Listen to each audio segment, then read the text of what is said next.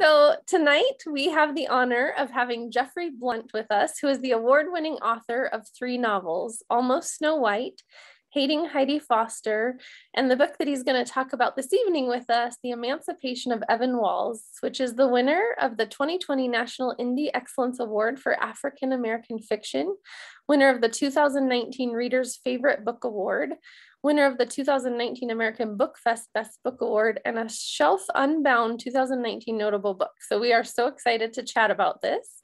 He is also an Emmy award-winning television director and a 2016 inductee to the Virginia Communications Hall of Fame. During a 34-year career at NBC News, Jeffrey directed a decade of Meet the Press, The Today Show, NBC Nightly News, and major special events. I don't know if you've heard of any of these shows, but he was a contributor for HuffPost and has been published in the Washington Post and other publications, commenting on issues of race, social justice in writing. Jeffrey grew up in Smithfield, Virginia, and he and his wife, who's also a journalist, live in Washington, D.C. And the title of what we're going to talk about tonight is The Emancipation of Evan Walls, The Quest for Intellectual Freedom for Black Children. And we are so excited to have you here with us, Jeffrey. Thank you for joining us. Elizabeth, thank you for having me. It's my pleasure. So I thought we would start, because not everyone who's joining us tonight has read your book. We could maybe start with a short summary just to understand what this fiction novel that you wrote is. Sure. First, let me say that I love the title that you just read, as it's so appropriate for this story and this character that I want to introduce everyone to. The book actually begins for me back in the 1980s. It goes all the way back that far when I first read an article about a 10-year-old boy, African-American boy, who lived in what we would refer to back then as the projects. And he was a brilliant student. For his age, he was straight A's. He loved the idea of going to school. He loved the idea of learning. We would have called him young, gifted, and Black. But he paid for that on his way home every day from school, being physically and emotionally abused by kids from his own community who thought that what he was doing was acting outside of his culture, or this whole notion he had of intellectualism was something that was color-coded white and not for Black people. So it made his life very difficult. I read about a young girl in Time magazine whose life was threatened by her contemporaries because she was a smart student. And having dealt with this a little bit myself, I felt that it was kind of my duty and that I loved writing, and my mom suggested to me that you need to write a novel about this and tell the story, because these kids need people to know that they're out there and that they're struggling. So after many years, the manuscript did come out of a box in the attic, and an agent, Marley Rusoff, represented me, and we had it published. And the story is starts out being reminiscent of this 10-year-old boy from the article, in that I make Evan 10 years old because of that young man. And we find Evan making a proclamation that he wants to be somebody, and that proclamation leads him down a very difficult path to the intellectual freedom that you mentioned in the title. So that's sort of the history of how the novel came to be in my mind, and the story as it gets started. I have some other questions for you, but I'm going to skip ahead a little bit. You said that you experienced this in your own life as well, and this is Yes. a fiction novel rather than a memoir. What led to that choice, or how much of this is also your story? Well, I did, as I said, I did experience this, but nothing like the kids that I read about and that I was drawn to. I was drawn to them because of my experience, but I never had the intensity that these kids had. And I had in my home, my parents, the unconditional love and support and belief that education was a good thing. So I had the kind of support that this boy in the article I read didn't have, and that Evan Walls didn't have. So that's the idea of me wanting to do something for these kids is really where this comes from.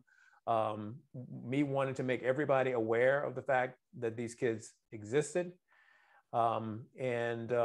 You know, that's my personal story and how I'm involved in it. As far as whether it's a memoir or fiction, I thought very hard about that.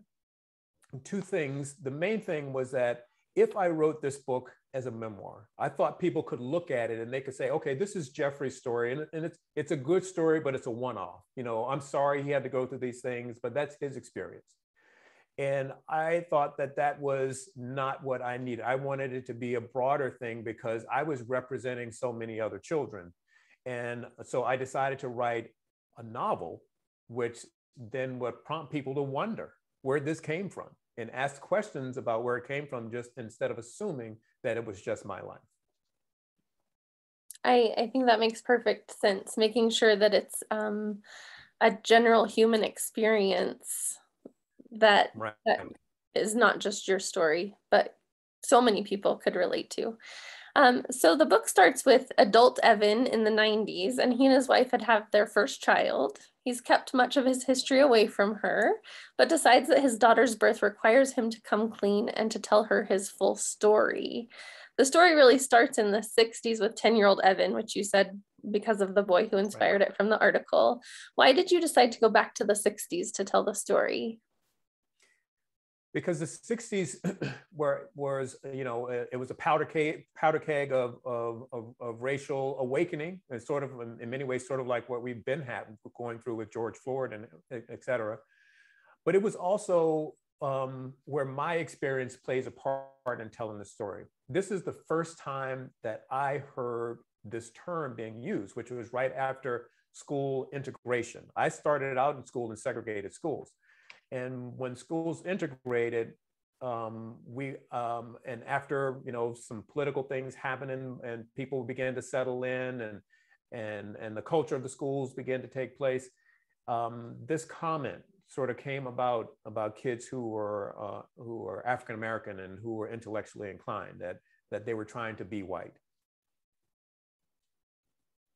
We have had several guest speakers on Conversations with CAGT to talk about the origins of gifted education and the eugenics of it, and how we have to go back to really be able to move forward, understand where we've come from. So that has been a conversation that we've had on Tuesdays with other experts in the gifted field. How about the setting, the town of Canaan? Why did you choose a rural setting? Is it reminiscent of your hometown rather than an urban or city setting? Yes, it absolutely is. I actually think it's important to tell stories about rural America for African Americans, because one of the things I had trouble with that when I was at NBC was that everybody would refer to urban and make the assumption that that meant all Black, that everybody Black lived in the cities. So 3 of my novels all take place in the rural South in part because of that. But also, this was, when I decided to write this story, I wanted to put as much passion into it. I wanted to give character to this story in a way that spoke to me and spoke to the people I grew up around. And spoke to the area where, you know, in the South in particular, where this, I think, started to happen first. And so, and because of that, I said, I want to draw on these issues. It's best for me to go back to what I know and what I experienced. I know my hometown, and I know the experiences that happened there as part of my life journey. And I don't have to do a whole lot of research to reach the emotional place that I need to be if I set the story in this town and in this region. And so that's one of the reasons I decided to do that. I like how you are talking about choices that you made in the novel to break down assumptions that people might have. Like this would be set in a city, of course, because that's where Black people live. That's right. Breaking down those assumptions. So let's talk about the main issue in the book, which we started to talk about in the introduction to the book, the notion of acting white. Can you talk to us more about this issue?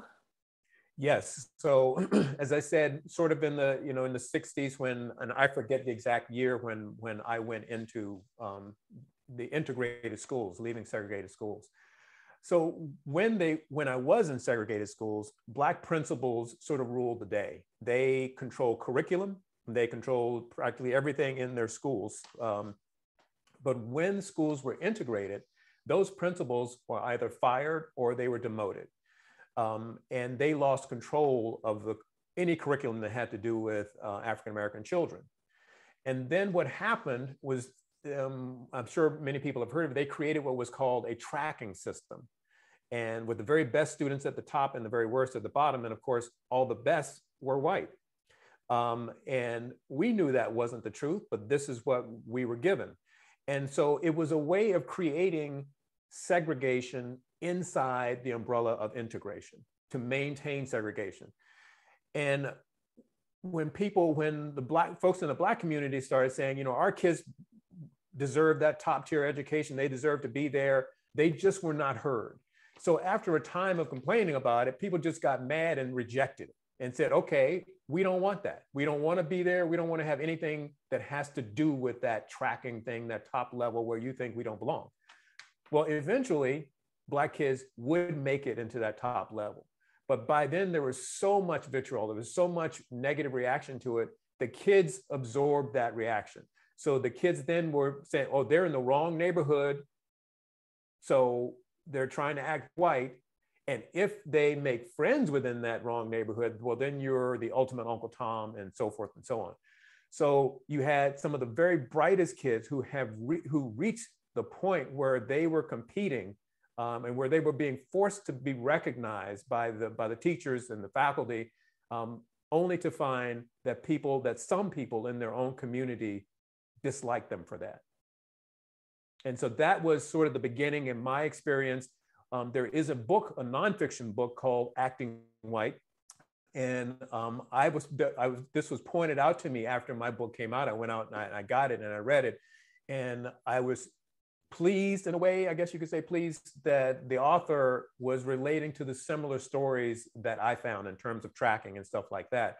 And so wherever there were Black, intellectually inclined, really smart Black kids who were competing with white kids, they had a double whammy. There were white kids, particularly in the South in the 60s, and adults who would say, you don't belong here. You're just not intellectually, you're not born smart enough to be here. But a child in the 60s, a Black child in the late 60s would have understood that and would have been able to handle that. The other part, having your own community saying, because you're so smart, because you have all this potential, we're going to set you outside our culture. We're going to set you outside of our community because that's acting white. Which leads me to the next question about your main character, Evan. You put him through a mighty struggle. Much of the Black community does actively shun him, which can feel shocking to the reader. But even more so, his parents turn against him. Why did you choose that for how your story would go, and how have readers responded to that choice? Well, one of I think the main reason I was trying to make a point. And when I read the article about the 10-year-old boy that originally got me started on this, when the reporter went to interview his family, he said to the mother, I'm sure that this is a horrible thing for you to go through, watching your son go through this. And her response was to say, I wish he would just grow up to be something like a janitor and stop causing me so much trouble. And what she was saying was, I have a community that's giving me grief because this kid is doing things that is outside the culture. I want to be a part of my culture, and I wish my son would stop causing me so much trouble. And so I wanted that to be represented, because that's the ultimate barrier that a child in this situation would have to overcome, your own family. And it is to the extreme a little bit in the book, but it isn't possible. It is certainly possible. I have read about kids in this situation who ended up homeless because getting good grades and speaking properly. And one kid who learned to play the cello was this strange music, were set outside their families. So there was I wanted people to know that, you know, this is how insidious it is, that we get torn and pushed between trying to pull between being culturally appropriate and supporting our kids. And you would think it's so easy to do that, but it's not. And even Mrs. Obama spoke about it in 2013, and she spoke at a Black university, a historically Black college. And in the commencement address, she said, we have to reject the notion that a Black child with a book is acting white. And she's speaking to the Black community for a reason. Well, and really the devastation for the child, not fitting into the intellectual community completely, and then not fitting into their family, almost like an orphan abandoned between what do they have to choose, or how does that turn out for most of them? That's a really difficult thing to work through. You're absolutely right. It's a very difficult choice, and that question is, what does the kid have to choose? And I know there's some people who probably haven't read the book, and so I won't say exactly, but Evan's brother Mark is an example. He's the opposite of Evan, shall we say, of someone who couldn't fight the fight, who didn't have the support, and couldn't handle that struggle. And so we see what Evan could have become if he hadn't had certain characters in his life to give him the kind of support that I'm trying to point out, that in particular, and that's another reason in the 60s in the South, although it maintains today, why African-American kids, particularly those who are outstanding students, need that community support. They need the support in school. And when they're being ignored, when they're being told to lay down their gifts, it's a devastating thing. And there's already enough issues that children of color, and again, gifted children of color, have to face. Gifted children automatically go into some classes and teachers look at them because they're of color, and despite their capabilities, assume that they can't compete because of that. And we know that to be a fact. So there are all these sort of things that we need to do, and we need to identify these kids and give them help, which is the whole reason Evan Walls exists. Awesome. I was just going to ask you, who's your target audience for this book? Would you say it would be appropriate for teachers and families, high school students? Who would be the appropriate audience for this book? High school students, educators like yourselves, which was really important to me, and then the general public, because I believe it's an issue for the general public. Because when these kids withhold their gifts, we all really suffer because of it. And that's one of the things I like to say. I know I said it in my keynote with NAGC, is because what happens, what are these kids are so bright, and we see examples of that. And I spoke at the keynote, I mentioned Kizzmekia Corbett, who and her team with 3 other Black scientists helped bring us the Moderna vaccine, and is saving lives all over the world. What would happen if those people set their gifts down and they didn't go forward because of all of this struggle and all of the weight that these kids have to carry? So this is what I'm trying to avoid. This is what I'm trying to point to people and say, these kids are there. They have a particular need that we don't really think about very much. So educators was part of it. And part of it was, if not the greater part, was the African-American community, for us to look within at ourselves and say, these are our children.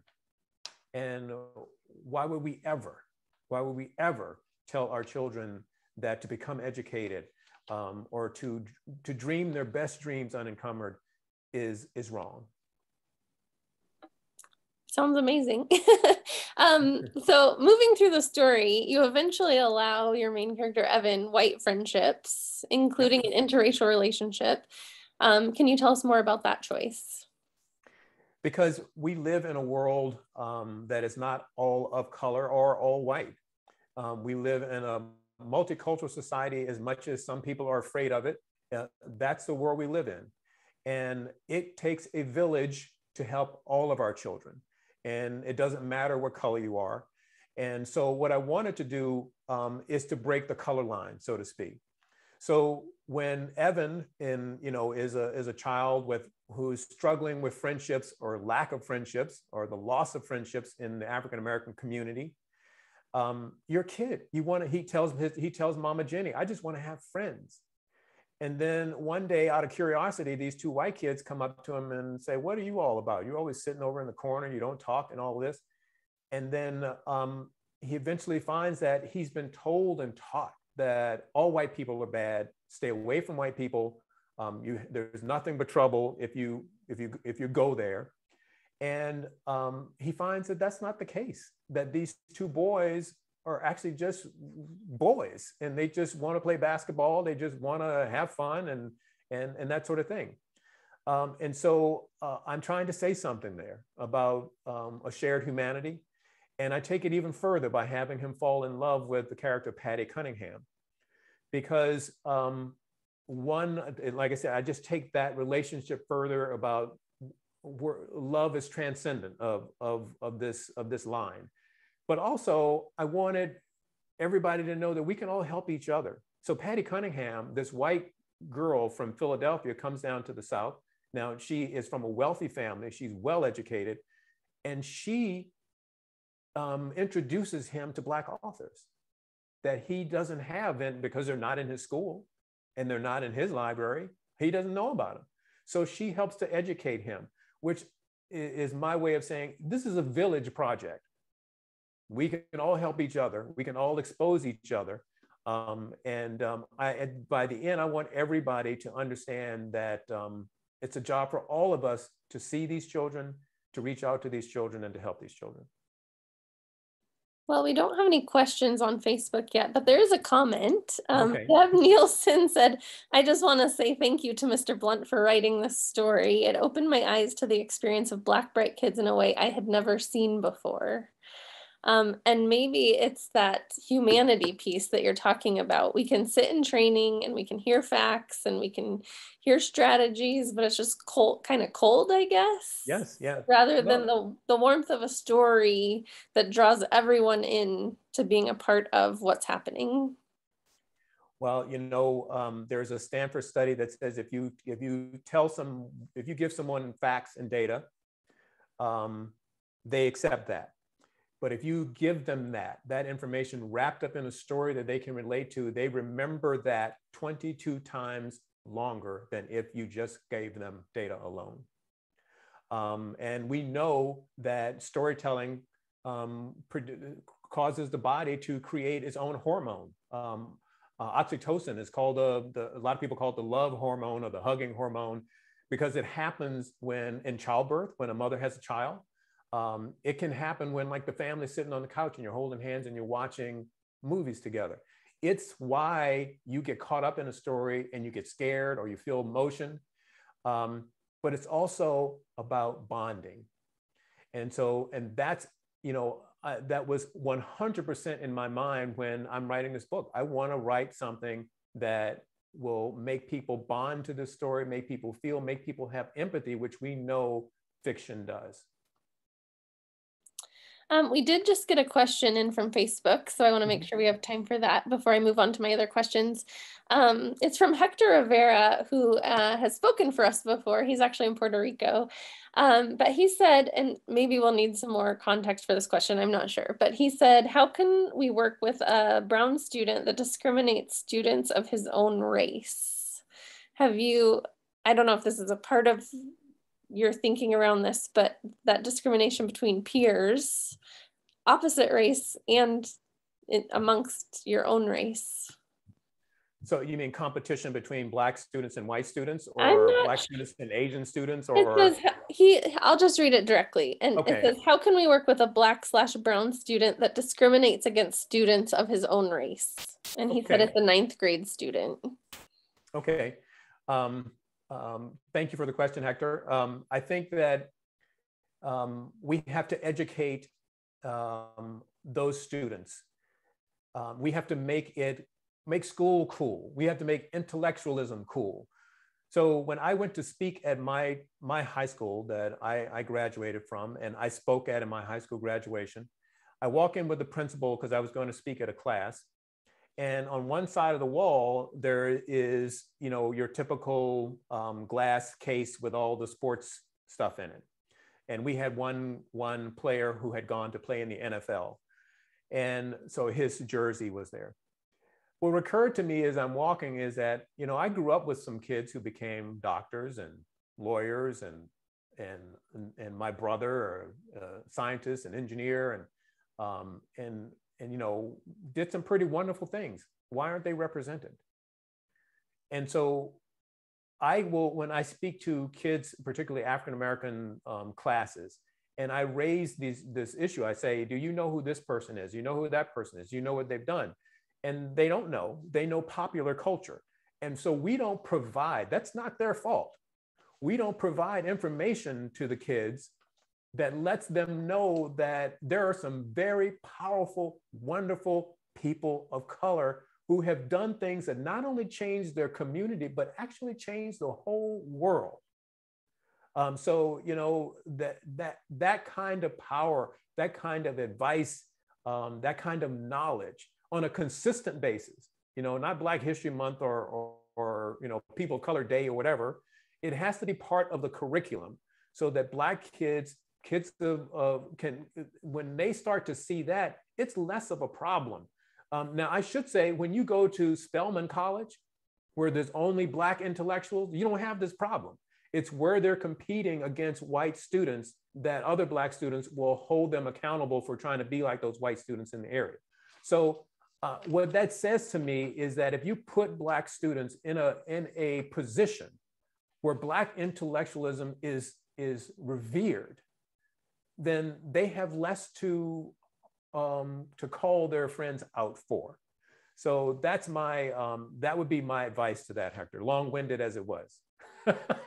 No, I think that's great. I think we could all evaluate how we communicate what we value, because a lot of it isn't even intentional, but based on what we highlight or present or put in a showcase communicates things that we may or may not realize we're communicating. And it's important for all of us to be aware of. Well, we know that our biases, come to us through basically 3 ways: is socialization, personal experience, and media representation.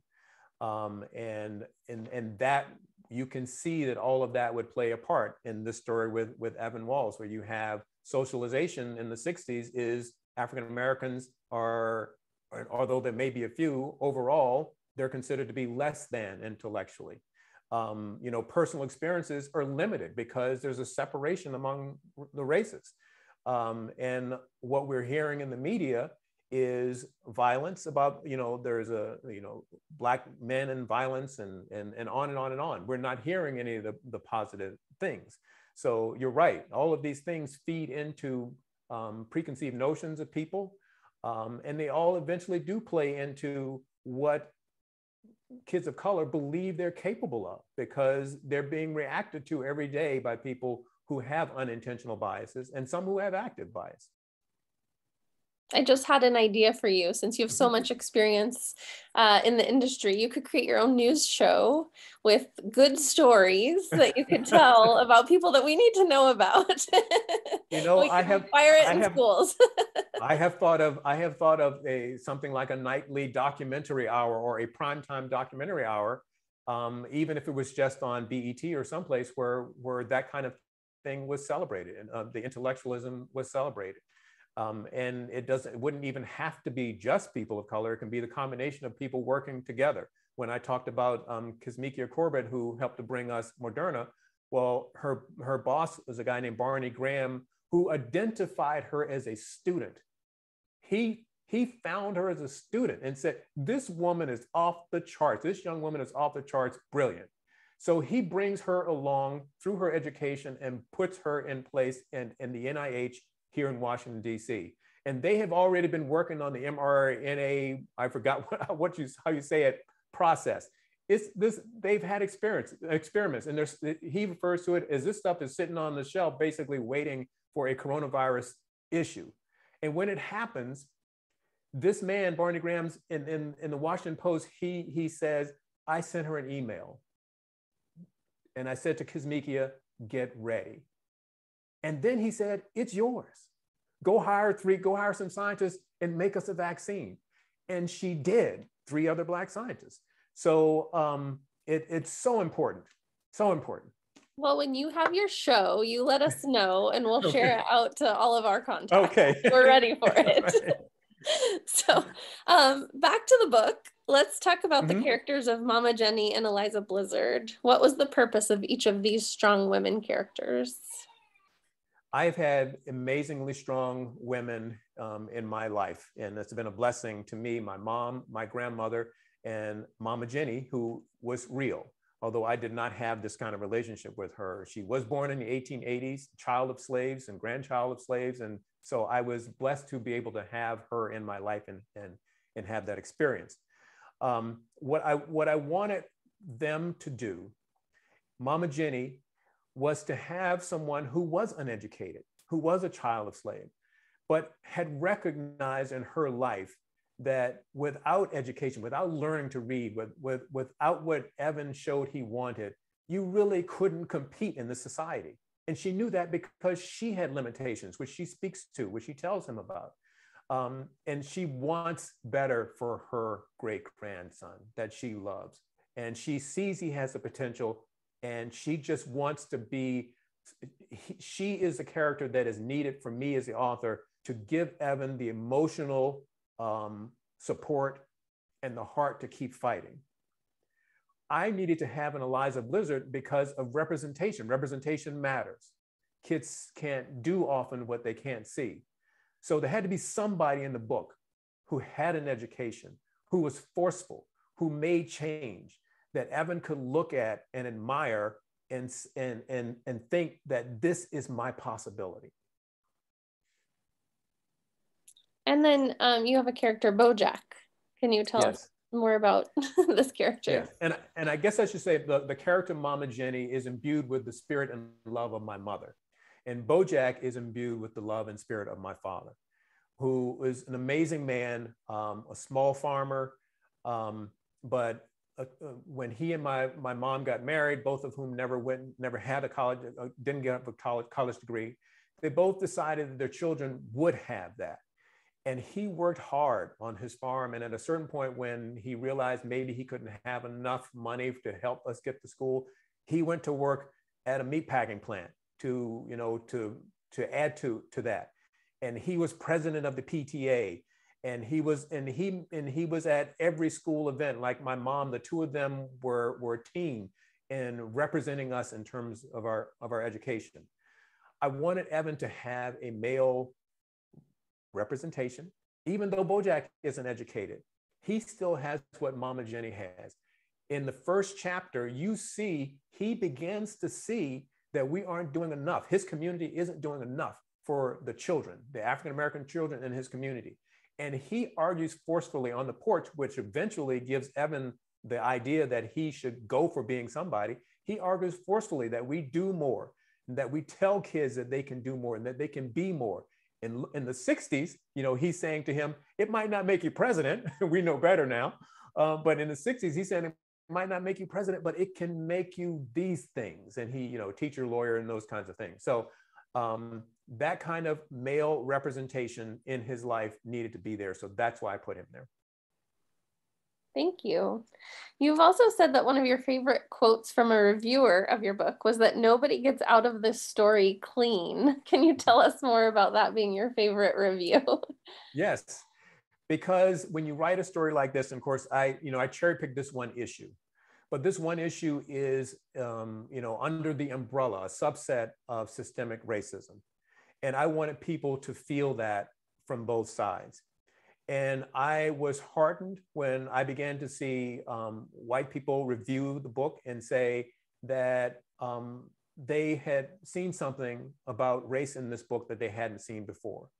And many of them pointed to the conversations between Mama Jenny and Evan and Bojack and Evan. And they would say, I had, as a white person, I've never been privy to the kind of honesty about race that they were having in their conversations.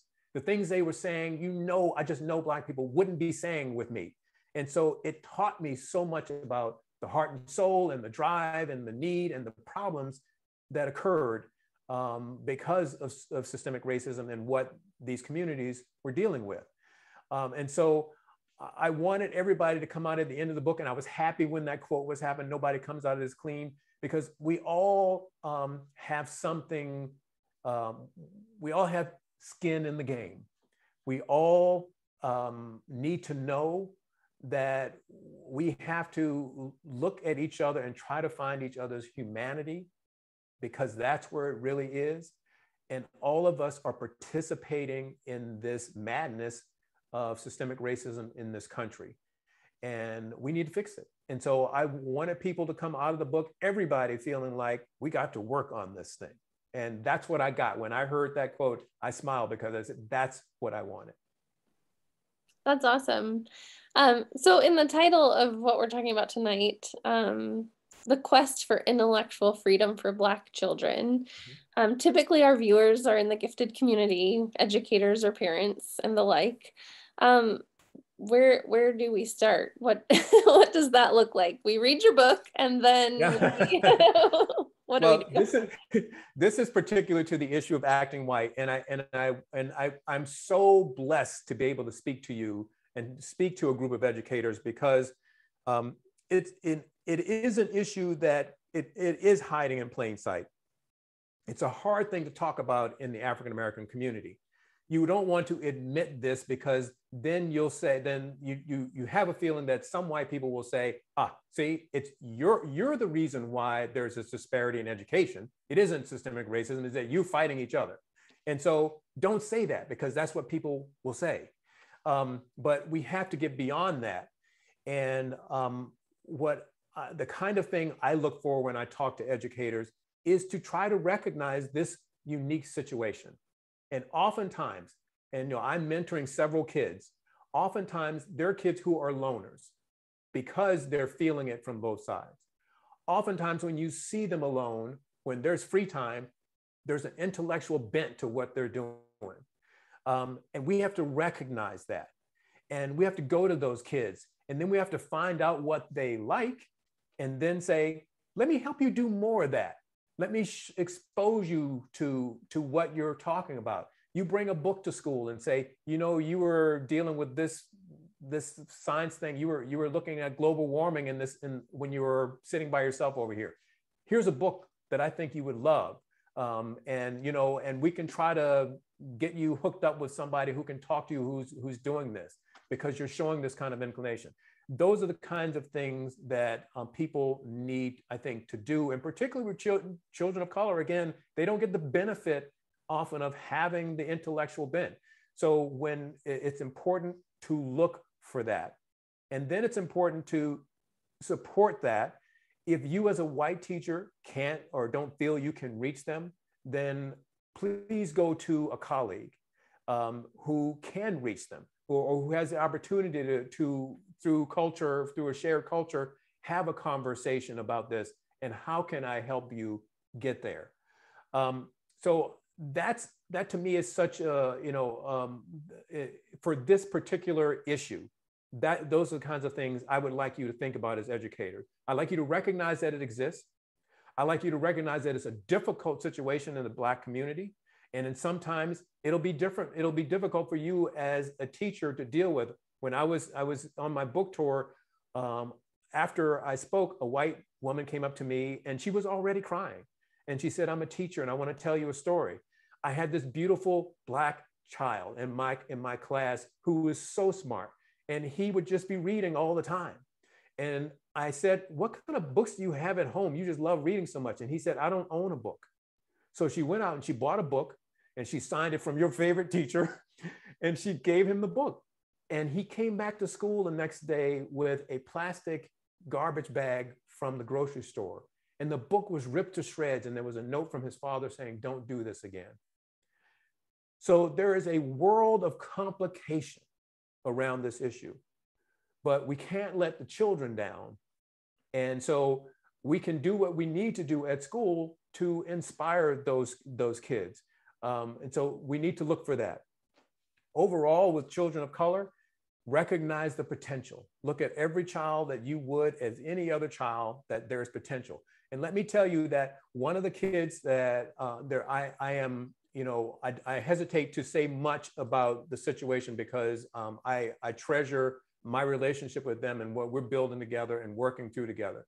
But I should let you know that one comes from, a solid family. One comes from a family that he hasn't had his parents in his life always, but he still has the same motivation as the other child to do something. He just needs a little bit more help, but they both needed help.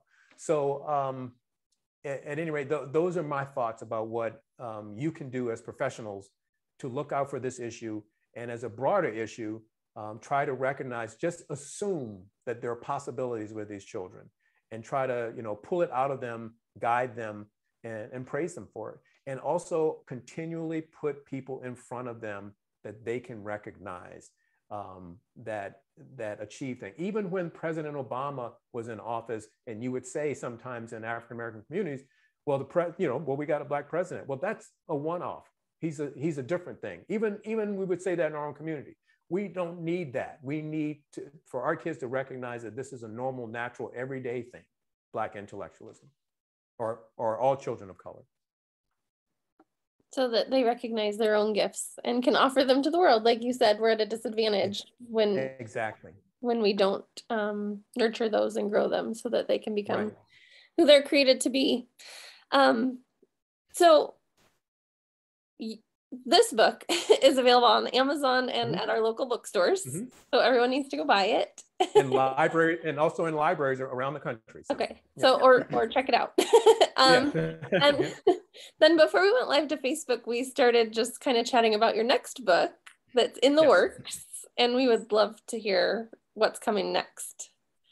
Well, I just finished it and sent it off to my agent. And so without telling too much about it, I will say that parts of it, it's about redemption. It's about a man who is a very popular man who has a fall from grace, and about even within your redemption, how you can find ways to change the lives of others, whether or not you can find redemption in this world of social media, because things follow you. But this character, ends up in a place where issues like poverty, and much like in Evan Walls, I continue this theme about education for children, and because I believe in it so strongly. And we talk about, this book deals with the issue of literacy for kids of color, and when that starts, and how we deal with the gap in performance in education. All of those things, and there's a little bit of mystery going on in there too. So I'm very excited by it. And it sort of keeps me in the space of having these same conversations and advocating on behalf of the same group of folks I've been advocating for. And when can we expect this one to come out, or is that not set yet? That's not set yet. I mean, it's usually like a year, or by the time you get it, and then you work with the editor, and then all that stuff happens. So. Okay, so in about a year, we'll have you back to talk about the next one, but something to look forward to. That would be great. For sure. Just for all of our kids out there who aspire to be writers, or maybe are afraid of writing, kids have all kinds of different experiences with writing. Can you tell us a little bit more about you just as an author and a writer, and how you came into it and your experience with that? Well, I had one experience that it's too long a story, but I'll just tell you, I had one experience in high school where I wrote a descriptive paragraph, which when I read it to the class, just left everybody in the class stunned, and left me stunned that they reacted that way. But it was at that point I recognized that I had some skill in writing. I then became a cub reporter from my hometown newspaper. I always loved reading, always loved, and that's something my wife and I share. And that's something we share with our kids. We all love to read a lot.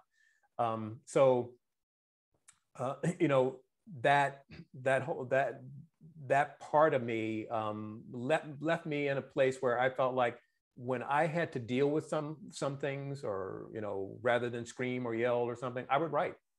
And when I came up with, in the world of journalism, and particularly watching my wife, who was a correspondent for ABC News and CNN, watching her do stories and creating storytelling about events in the lives of people, and particularly in the night of Katrina. I'm sure maybe some of your colleagues remember that on CNN there was a woman who was reporting, and who got emotional about, people in the nighttime on the roofs and people dying, and the animals and she was trying to talk about how this was happening, and that was my wife. And so what we know from that is that, part of the government response to Katrina changed after her report. So we know that stories can make a difference. And so that's one of the reasons why I am a writer, because I believe in the power of storytelling to change opinions and to change lives. So I would say to kids, if writing is something that you love, it is a weapon in its own right. There is the phrase, about the power of the pen is true. Margaret Atwood used to say, a word after word after word is power. And that's why I write. And if you're so inclined, you can definitely use your words to make your point and to change minds. I think you just motivated me to start writing something. So obviously the way you write has a lot of depth and emotion and purpose. How would you suggest to someone, I want to make my writing meaningful? How do I do that? Well, Robert Frost says, no tears in the writer, no tears in the reader. No excitement in the writer, no excitement in the reader. So what that means is, particularly, I think if you're writing something like an Evan Walls book, which is something more emotional than, say, if you were writing a crime thriller or something like that. If you're trying to make that kind of point that I'm trying to make with this book, then you have to be honest about your emotions. And you have to be vulnerable in a way that you find uncomfortable. That is when you make emotion happen. And Robert Frost is absolutely right. I mean, there are parts in this book while I was writing them, I had stopped writing because I got so emotional, and go away and then come back. So I said to myself, if I'm feeling it, then I have to believe that people who are reading this would feel this too. And it really is about making yourself open and vulnerable and taking that chance. It's hard. It is really hard to put that out there. It's really hard to say that, yes, I suffered from something like Evan Walls went through. And you could be ashamed of something like that you had to go through something like that, or how you dealt with it. But you can't be that way. If you want to touch readers, you want to move people, you have to be vulnerable. You have to put your heart in each and every word, and how you structure your plot. You have to want to move yourself so that you can move the reading audience. Thank you. So again, either check it out at your library, buy it on Amazon or your local bookstore, The Emancipation of Evan Walls. Start there. See a different perspective, break down some assumptions. Oh, good, perfect. There it is. Hold it up again. So we know what cover we're looking for on the bookshelf. I love that. Anything to just kind of wrap us up that you'd like to leave us with, or to think about, or to take moving forward? Well, I would also like to encourage, because a lot of the kids I'm talking about, it seems to be science or math and, and other things, but I also want to encourage exploration and reading for everybody. There's nothing, when storytelling can change you, changes societies, and reading takes kids who don't have access to places where they can have access. It takes them to places where they haven't been, where new questions arise, and then more reading takes place. So I just would leave everybody with, again, to reiterate, look for these kids, reach out to them, help guide them, help tell them that their dreams are real and important, and show them what their dreams can become by showing them the people who have lived their dreams. And as a writer, I love good writing. I love good books, and put a book in the hands of children very early. Teach them to be literate. Reading is the foundation for every other kind of learning that they will do. That's beautiful, Jeffrey. I have so enjoyed chatting with you about your book tonight, and we will definitely be looking for your next book in about a year, and also your show that you're going to put together to inspire all of us so that we know all the good stories in the world that inspire us all to be better and do better. So we appreciate you so much for joining us. Just a reminder to those of you who are still with us, next week we have Matt Zakreski. He's been with us one other time before, last year. And the title of his presentation is Riding Out the Storm, Managing Emotional Intensity in Gifted Children. So if you have these students in your classroom or at home and you're wondering, how do I manage all of this? Join us for Riding Out the Storm next Tuesday right here on our Facebook page.